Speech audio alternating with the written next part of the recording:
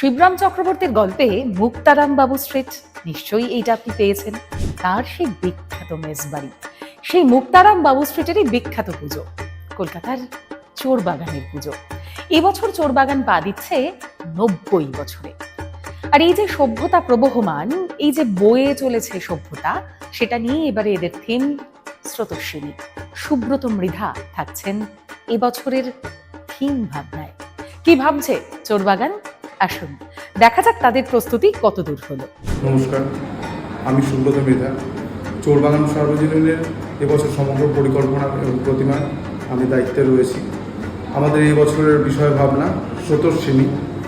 আমাদের যে সভ্যতার আদিকাল থেকেই যে বিবর্তনের যে একটা ধারা ক্রমশ বয়ে চলেছে এবং সেটা এখনও আমাদের মধ্যে দিয়ে আমাদের সমাজ, সভ্যতা, আমাদের চিন্তা ভাবনা সব কিছুর মধ্যে দিয়ে প্রবাহমান।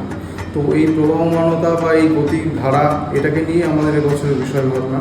আপনারা হয়তো অনেকেই আমার প্রতিমা এর আগেও দেখেছেন। আমি প্রতিমা শিল্পী হিসাবেই প্রথমত আমি কাজ শুরু করি। এই বছর প্রথম আমার থিম শিল্পের এই সমগ্র ভাবনায় প্রথম কাজ। তো আশা করা যায় আপনাদের প্রত্যেকের ভালো লাগবে। তো প্লিজ আপনারা আসুন, আমাদের মণ্ডপ প্রতিমা দর্শন করুন। তো চোরবাগান সার্বজনীনে আমরা থাকবো, নিশ্চয়ই আপনাদের সাথে দেখা হবে।